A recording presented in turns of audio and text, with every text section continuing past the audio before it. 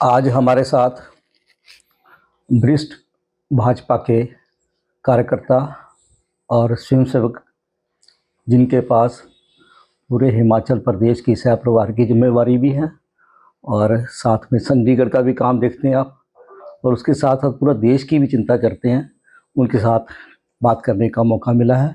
टंडन जी, आपसे पहला सवाल मेरा है कि जो राम मंदिर का 22 जनवरी को राम का कार्यक्रम है मूर्ति में, उसके बारे में आप क्या कहेंगे? देखिए, मेरे को लगता है कि पिछले लगभग 600 बरस से हर हिंदू के मन की एक ऐसा भाव था कि जिसको वो अच्छी तरह व्यक्त भी नहीं कर पाता था, लेकिन मन की इच्छा होती थी कि हमारे देश में प्रभु राम का एक भव्य मंदिर बन सके।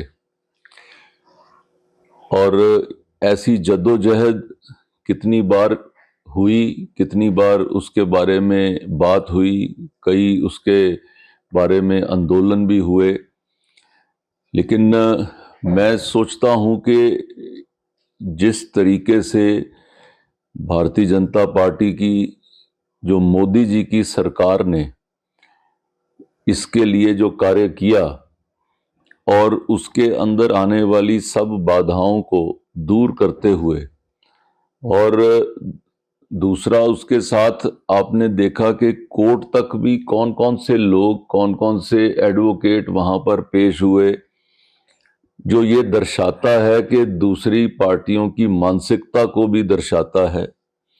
उस चीज से पार पाते हुए आज उनका भव्य मंदिर आज लोगों के दर्शन के लिए खुलने जा रहा है। ये एक बहुत ही, मैं कहूँगा कि अपना भावनात्मक, और उसके साथ ही साथ एक ऐसा कनेक्ट जो सिर्फ हिंदुओं के लिए नहीं, हर भारतीय के लिए और जनरली देखा जाए तो हर व्यक्ति के लिए एक ऐसा है कि वो दुनिया के अंदर एक ऐसा केंद्र बनने जा रहा है कि जिस तरीके से लोग सोचते हैं कि कोई भी धार्मिक स्थान में वो सारी चीज़ें होनी चाहिए जहां लोग जो फ्रीली आ सकें, अच्छा ठहरने का इंतज़ाम हो, अच्छा आवाजाही का साधन हो। और मुझे लगता है वो सब तरीके से अयोध्या भी सक्षम है और मंदिर हम सबको देखने को मिलेगा, और हर व्यक्ति की भावना को पूरा करते हुए, यहाँ तक कि मेरी छोटी सी पोती है जो अभी 2 साल की भी नहीं हुई है, वो भी सुबेरे उठ के आती है तो वो जय श्री राम बोलती है। क्या बात! तो वो भी मैंने देखा कि वो जो है शाम को वो भगवान राम की वो ये जो रामानंद सागर वाली वो लगाकर वो उसको देखती है। तो एक वो छोटे से बच्चे के अंदर भी वो भावनात्मक प्रवाह जो है वो जो चल रहा है, तो जो बड़े व्यक्ति हैं उनके अंदर तो कितना होगा। मेरे पिताजी हमें सुनाया करते थे कि ये कितनी जद्दोजहद इसके बारे में हुई, पता नहीं हम अपने जीवन काल में भगवान राम का मंदिर देख पाएंगे कि नहीं। वो एक बार दर्शन के लिए गए तो उधर टेंट के अंदर जो मंदिर बना हुआ था, वहां से जब आए उनके आंखों में इतने आंसू थे।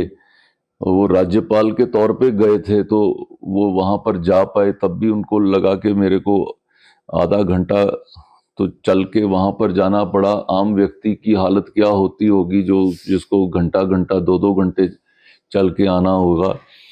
तो ऐसे समय से निकलते हुए अपना एक ऐसा मंदिर बनने जा रहा है। शहर के अंदर एक इतना उत्साह है, लोग लड्डुओं के ऑर्डर दे रहे हैं, लोग स्क्रीन जो है आपको 22 तारीख को ये बड़ी स्क्रीन चंडीगढ़ में मिल नहीं रही, अब सारी स्क्रीन्स की बुकिंग हो गई है, हर मंदिर में स्क्रीन लग रही है। कोई लड्डू बांट रहा है, कोई वो दीपावली मनाने के लिए कर रहा है, कई घरों के अंदर लाइटिंग जो करने के लिए कोई उसका ऑर्डर दे रहे हैं। तो मुझे लगता है कि एक व्यक्ति मेरे को जो पहली तारीख को जनवरी को मिला तो उसने कहा कि भाई साहब आज नव वर्ष है। तो मैंने कहा जी आपको बधाई हो। तो जैसे नॉर्मली कोई मिलता है आपको तो वो कहते जी हम तो नव वर्ष 22 तारीख को मना रहे हैं। क्या बात, सुंदर। तो इस तरीके का एक भाव जो है मुझे लगता है कि इसका शायद कोई जवाब नहीं। एक और जानकारी मिलती है, जैसे समाज में कहा जाता है कि भाजपा हिंदुओं की पार्टी है और छुआछूत पे विचार करती है। जैसे अयोध्या में जो एयरपोर्ट बना है महर्षि वाल्मीकि जी के नाम से उसका नाम रखा गया है, उसके बारे में क्या कहेंगे? देखिए, किसी भी चीज को कनेक्ट करके उसको पॉलिटिकल नजर से देखना, ये कुछ लोग उसको उस नजर से देखते हैं। आप अगर काले रंग का चश्मा डाल लोगे तो आपको दुनिया काली दिखेगी। लोग के पॉलिटिकल पार्टी, अब आप जो व्यक्ति ऐसा बात बोलते हैं, मैं उनके प्रति बोल रहा हूं कि जैसा आप चश्मा डालोगे आपको दुनिया वैसी ही दिखेगी।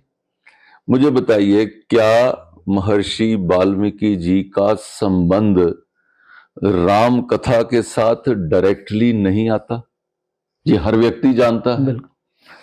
तो महर्षि वाल्मीकि जी ने वो नींव रखी उस समय, जिन्होंने भगवान राम के आने से पहले भगवान राम की लाइफ के बारे में उस पे लिख दिया। तो क्या वहां मंदिर में जाने से पहले आप उनके नाम के स्थान पर लैंड करें, क्या ये एक भावनात्मक कनेक्ट इतना जबरदस्त नहीं है? अब उसको इस प्रिज्म से देखना कि इसको छुआछूत के प्रिज्म से देखना और उसको कोई किसी कास्ट से, जाति के साथ देखना, ये उन लोगों की मुझे लगता है वो मानसिकता में कहीं कमी है। सर, अब आने वाले समय में जो है लोकसभा का इलेक्शन होने वाला है, तो आपको जो है सह प्रभारी भी बनाया गया हिमाचल प्रदेश का। किस तरह से तैयारी है और किस तरह से आप लोग का इंटरेक्शन लोगों के साथ और जो भी वर्कर्स हैं, क्योंकि आप सीनियर लीडर हैं, तो इसके बारे में कुछ बताएं। अभी हमारी 22 दिसंबर और 23 दिसंबर को पूरे दिन की हमारी बैठक दिल्ली में हुई, जिसके अंदर सारे राज्यों से वहाँ के अध्यक्ष, संगठन मंत्री और प्रभारी, सह प्रभारी, ये सब लोगों को बुलाया गया था।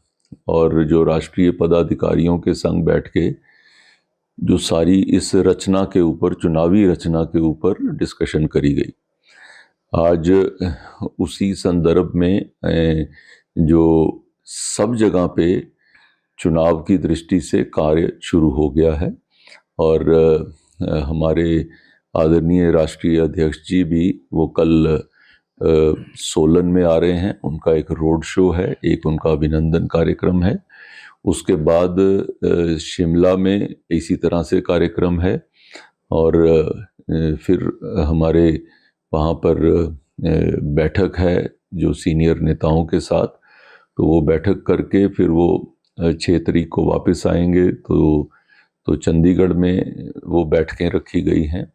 तो इस दृष्टि से देखा जाए तो हर क्षेत्र के अंदर जो पार्टी के जो हमारे राष्ट्रीय पदाधिकारी हैं एंड जो लेड बाय हमारे जो राष्ट्रीय अध्यक्ष जी के द्वारा हर जगह पर ये पहुंच के हर जगह की तैयारी का एक जायज़ा लेना और उसके बारे में जानकारी हासिल करना, उसकी आगे क्या वर्किंग है, वर्किंग के बारे में लोगों की जिम्मेवारियां निर्धारित करना, उस दृष्टि से हम लोग लगे हुए हैं। और हिमाचल के अंदर 4 लोकसभा की सीट्स हैं।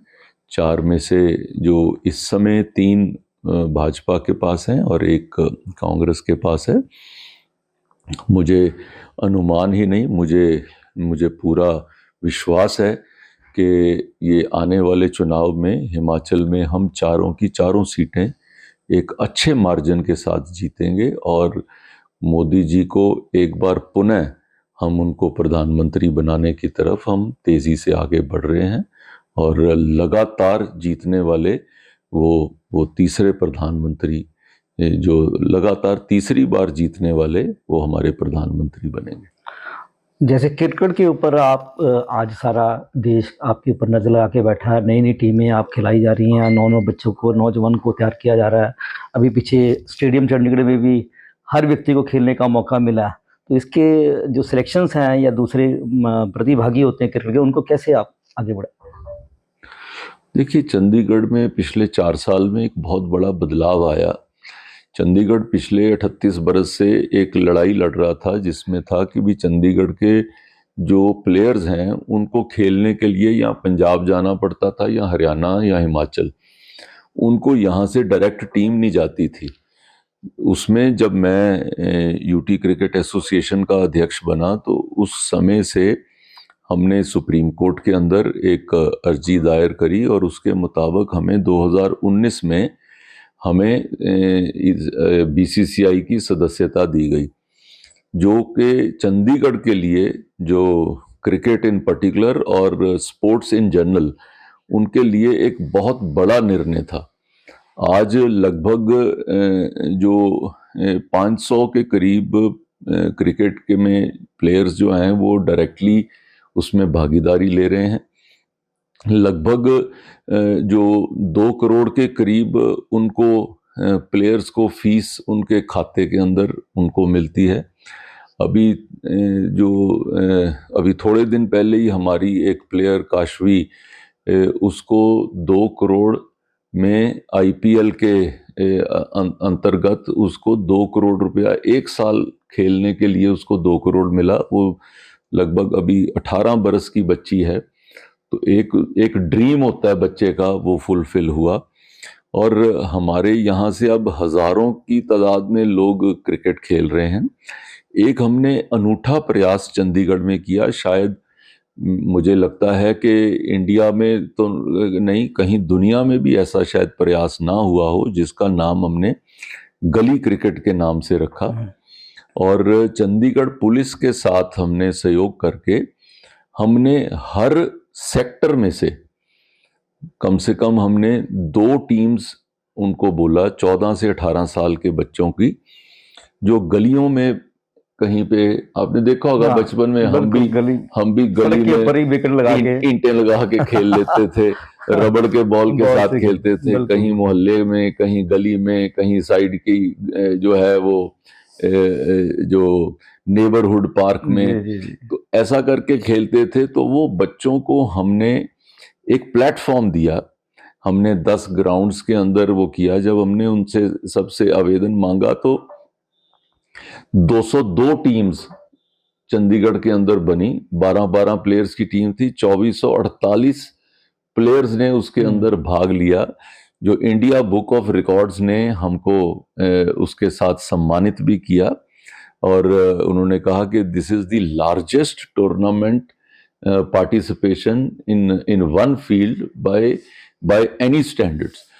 और उसके अंदर सब बच्चों को हमने उनको पूरी किट दी खेलने के लिए, उनको कपड़े दिए और जूते दिए। और वो आज 2500 बच्चों को फिर हमने कसम दिलाई कि वो ड्रग्स से दूर रहेंगे और गेम्स के अंदर पार्टिसिपेट करेंगे।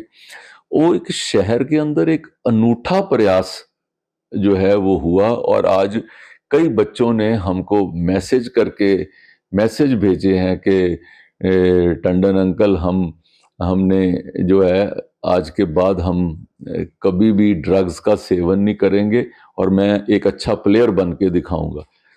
फिर हमने उसमें से 35 प्लेयर्स चुने कि जो उसके अंदर जिनकी परफॉर्मेंस अच्छी थी, उनको हमने, क्योंकि वो ये टूर्नामेंट रबर बॉल के साथ था, हमने उनको क्रिकेट बॉल के साथ उनका टेस्ट लिया। नमस्कार।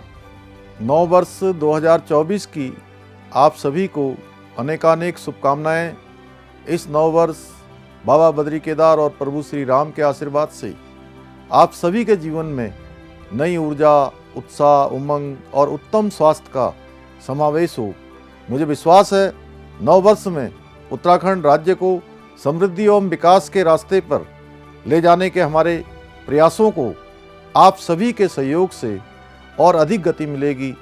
हमारे प्रेरणा स्रोत आदरणीय प्रधानमंत्री श्री नरेंद्र मोदी जी के कुशल मार्गदर्शन में आज उत्तराखंड सरकार द्वारा राज्य की प्रगति के लिए अनेक महत्वपूर्ण परियोजनाएं एवं जन कल्याणकारी कार्यक्रम संचालित किए जा रहे हैं, जिनका प्रत्यक्ष लाभ सीधे जनता को मिल रहा है। आइए नव वर्ष 2024 में हम सभी एक समृद्ध, समतामूलक समाज की स्थापना के अपने संकल्प की ओर आगे बढ़ें और देवभूमि उत्तराखंड को एक अग्रणी एवं श्रेष्ठ राज्य बनाने में अपना महत्वपूर्ण योगदान दें। एक बार पुनः आप सभी को नव वर्ष की हार्दिक शुभकामनाएं। धन्यवाद।